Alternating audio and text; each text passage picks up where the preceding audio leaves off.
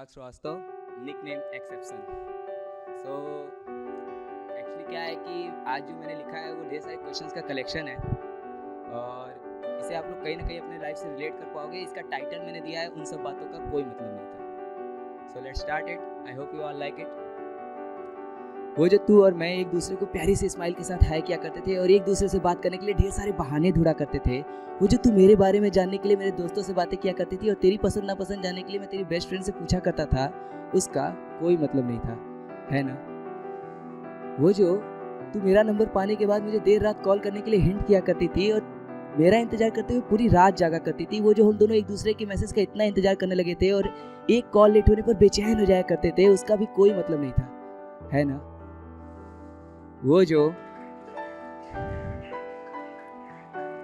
वो जो हम दोनों के फेसेस एक दूसरे के लिए गुड लक बन चुके थे और हम दोनों की विशेष की वजह से हमारा एग्जाम अच्छा जा रहा है, हम ये मान चुके थे। वो जो तू मेरे लिए इबादत किया करती थी और मैं तेरे हिस्से में हो जाऊं इसलिए मैं उस रब से सजदा किया करता था, उसका भी कोई मतलब नहीं था, है ना।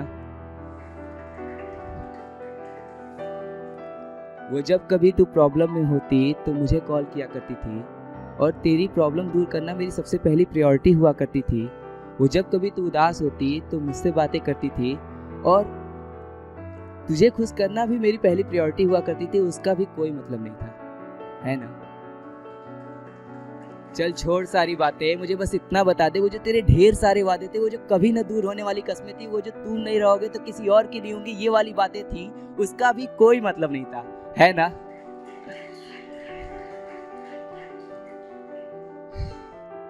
वो जो तू मुझसे देर रात तक बातें करती थी और मुझ पे भरोसा करके अपने सारे राज बयां करती थी, शायद उसका भी कोई मतलब नहीं था। एक सवाल है बस तुझसे, क्या तूने किसी को पा लिया है या कोई तुझे मिल गया है? क्या तू उससे सारी बातें कहती है? क्या तू उससे अपने सारे गहरे से गहरे राज बयां करती है? क्या वो तुझे मेरी तरह समझता है? क्या वो सारे राज आज भी राज रखा है? क्या तू उसके सामने अपना बचपना जाहिर करती है? क्या तू उसके लिए कभी किसी चीज की जिद करती है? क्या वो तुझे तेरी सारी जिद पूरी करता है? क्या वो तेरे जिस्म से नहीं तेरे रूह से इश्क करता है?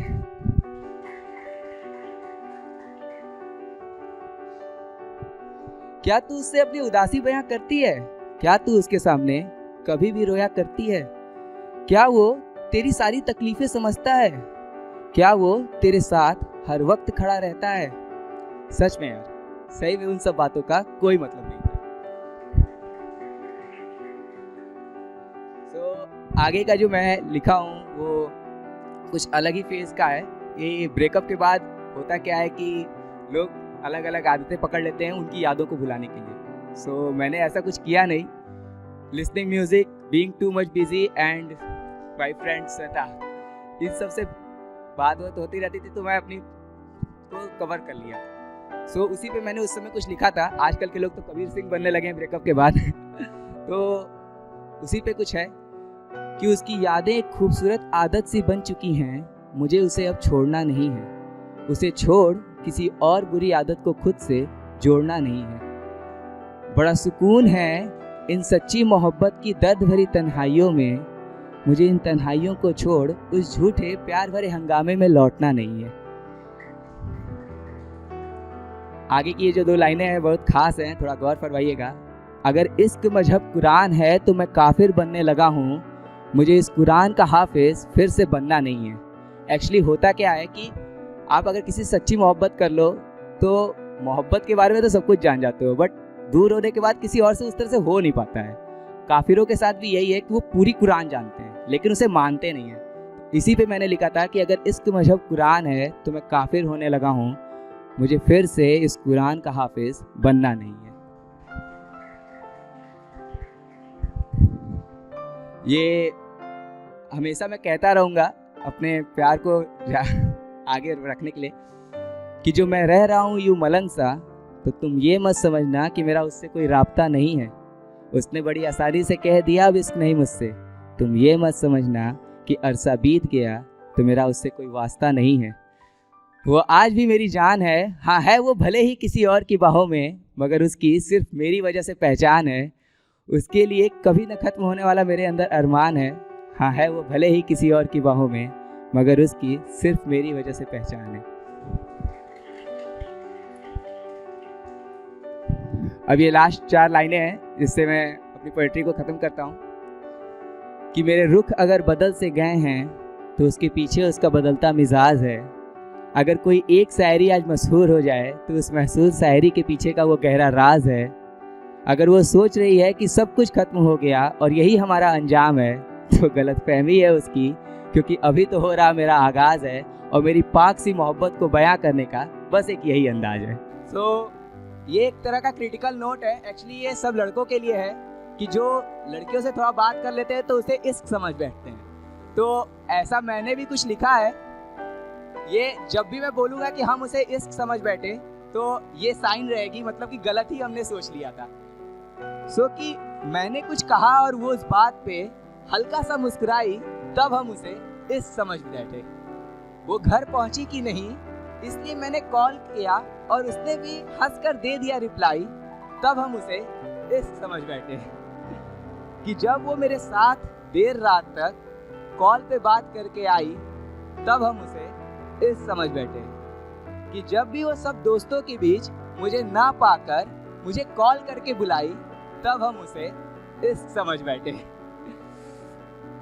कि जब वो मेरी बाहों में बाहें डाल मेरे साथ एक फोटो क्लिक करवाई, तब हम उसे इश्क समझ बैठे।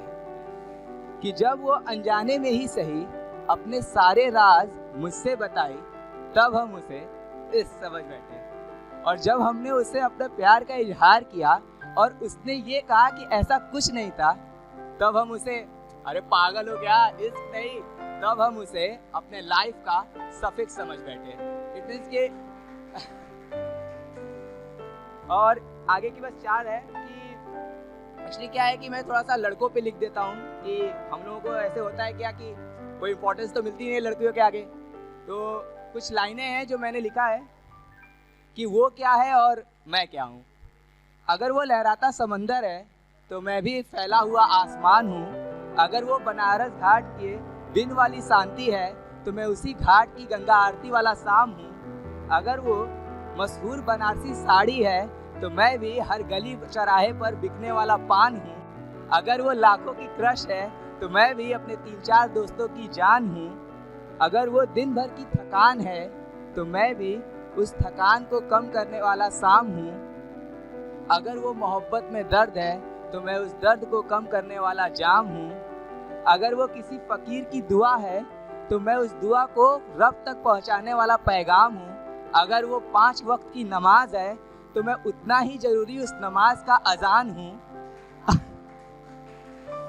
अब ये 4 लाइनें जो हैं वो आजकल के जो हैं इस पे है कि लेटेस्ट मीडिया पे है कि अगर वो इंस्टा की कोई पॉपुलर पोस्ट है तो उसके नीचे मैं हैशटैग वाला नाम हूँ, और अगर वो पूरे साल भर का सिलेबस है तो मैं अंत में आने वाला एग्जाम हूँ।